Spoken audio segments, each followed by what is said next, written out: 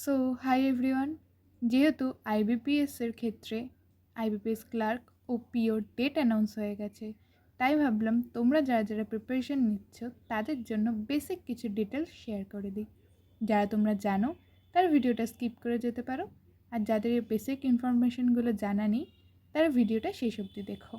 যারা আমাকে চেনো না তাদের জন্য বলে রাখি, আমি একজন অ্যাসপিরেন্ট। আমিও তোমাদের মতোই আপকামিং গভর্নমেন্ট জবের জন্য প্রিপারেশন নিচ্ছি। সো তোমরা কারা কারা কোন এক্সামের জন্য প্রিপারেশন নিচ্ছ সেটা কিন্তু কমেন্টে অবশ্যই জানিও। IBPS PO, IBPS clerk. আইবিপিএসের ফুল ফর্মটা কি? Institute of banking personnel selection.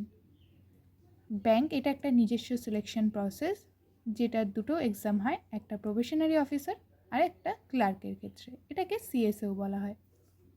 এক্ষেত্রে এলিজিবিলিটি কি লাগে? গ্র্যাজুয়েশন প্রয়োজন যে কোনো রেকগনাইজ ইউনিভার্সিটি থেকে। আচ্ছা, এবার মেন যে টপিক আসি, স্যালারি। পিওর ক্ষেত্রে স্যালারি থাকে 48K অ্যারাউন্ড বেসিক পে। এরপর তোমাদের যা যা অ্যালাওয়েন্স থাকে সেগুলো যুক্ত হবে, হয়ে এরপর ইনক্রিজ হবে। ক্লার্কের ক্ষেত্রে থাকে 24K বেসিক, এরপর অ্যালাওয়েন্স যুক্ত হয়ে আরও বেশি হবে। এরপর স্যালারিটা যেটা সেটা ভ্যারি করে ডিফারেন্ট সিটির উপর। এক্স সিটিতে বেশি হবে, ওয়াইতে একটু কম হবে, জেডে তার থেকে কম হবে। এখানে ভ্যাকেন্সি এভরি ইয়ারই থাকে। এক্ষেত্রে বলে রাখি, তোমাদের কিন্তু এখানে খুব ভালোভাবে প্রিপারেশন নিতে হবে। এই পরীক্ষাটা যদিও মডারেট লেভেলের, কিন্তু এখানে যারা এসবিআই বা আরবিআইয়ের এক্সাম দেয় তারাও কিন্তু পার্টিসিপেট করে, তো এখানে কম্পিটিশনটা একটু ভালোই থাকে। এরপর আসি এক্সাম প্যাটার্নে। এখানে 3টে প্রসেসে এক্সাম হয়। পিওর ক্ষেত্রে হয় প্রি, মেন্স আর ইন্টারভিউ। আর ক্লার্কের ক্ষেত্রে শুধু ইন্টারভিউটা থাকে না। প্রিতে টোটাল এক্সাম হয় 100 মার্কসে, টাইম থাকে 60 মিনিট, সেকশনাল টাইম ভাগ করা থাকে, নেগেটিভ মার্কিং থাকে -0.25। সাবজেক্ট কী কী থাকে? English, quants, reasoning. ইংলিশে থাকে 30টা কোশ্চেন, কোয়ান্টসে থাকে 35টা কোশ্চেন, রিজনিংয়ে থাকে 35টা কোশ্চেন, টোটাল 100টা কোশ্চেন। মার্কস ডিস্ট্রিবিউশন: ইংলিশে 30 মার্কস, কোয়ান্টসে 30 মার্কস, রিজনিংয়ে থাকে 40 মার্কস। টাইম ডিভিশনটা তোমরা দেখে নাও এখানে। এবার আসি মেন্সের ক্ষেত্রে। মেন্সে তোমাদের টোটাল এক্সাম হয় 3 ঘন্টা 30 মিনিট।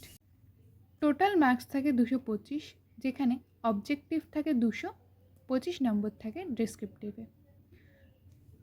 চলো এবার দেখি সাবজেক্টগুলো। রিজনিং আর কম্পিউটার থাকে, যেখানে 45টা কোশ্চেন হয়, 60 মার্কসের, 60 মিনিট অ্যাপ্রক্স টাইম থাকে। জেনারেল, ইকোনমি, ব্যাঙ্কিং, অ্যাওয়ারনেস, সেখানে থাকে 40টা কোশ্চেন, 40 নম্বরে, 40 মিনিট অ্যাপ্রক্স টাইম থাকে। তোমাদের কিন্তু টাইমটা দেখতে হবে। তোমরা তো টাইম ডিস্ট্রিবিউশনটা এখানে দেখতেই পাচ্ছ, তো তোমরা বাড়িতে চেষ্টা করো যত মক দেবে তত তোমাদের টাইম লিমিট বাড়বে বা কমবে। এরপর আসি ডেসক্রিপটিভের কথায়। এটা আগেই বলেছিলাম তোমাদের, ক্লার্কের ক্ষেত্রে নয়, এটা শুধু যারা পিও দেবে। এটা একই দিনে হয়, যেদিন মেন্সের এক্সাম হয় সেই দিনেই ডেসক্রিপটিভটা হয়। এখানে ইংলিশ ল্যাঙ্গুয়েজে থাকে লেটার রাইটিং আর ইসে রাইটিং। দুটো কোশ্চেন থাকে, 25 মার্ক করে, 30 মিনিট। তোমরা বাড়িতে ফর্মাল, লেটার, ইসে যত পারো প্র্যাকটিস করো, যাতে তোমাদের স্পিড বাড়ে, কারণ এখানে 30 মিনিটসে দুটো করতে হবে। এরপর আসি ইন্টারভিউর ক্ষেত্রে। ইন্টারভিউটাও ক্লার্কের জন্য নয়, এটা যারা পিও তাদের ক্ষেত্রে ইন্টারভিউ থাকে। ইন্টারভিউ হয় টোটাল 100 মার্কসে। এখানে একটা প্রশ্ন আমি লিখেছি, ওয়াই ব্যাঙ্কিং। এই প্রশ্নটা কিন্তু সবাই জিজ্ঞেস করে।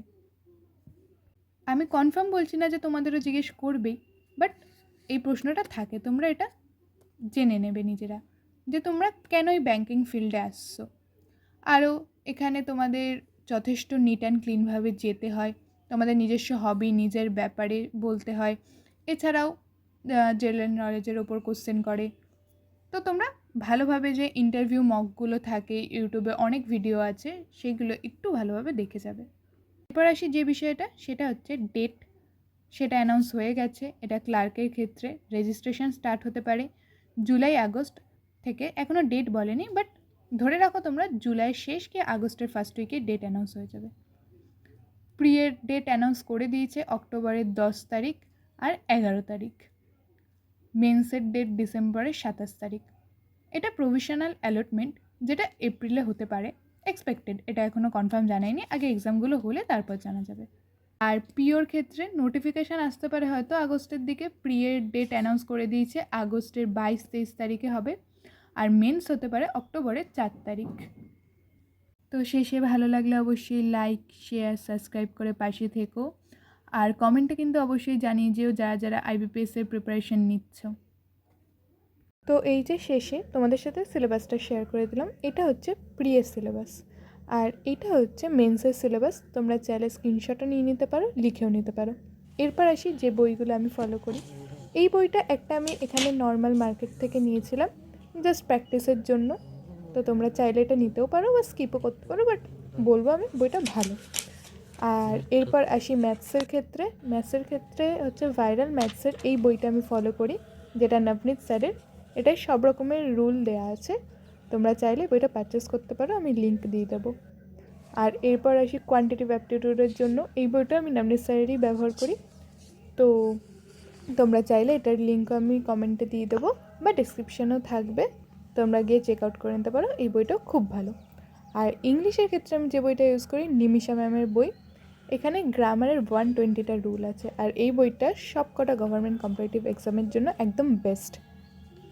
এরপর হচ্ছে এই বইটা, যেটা অনুভব স্যারের, এটা আড্ডা 24/7 থেকে পাওয়া যাবে।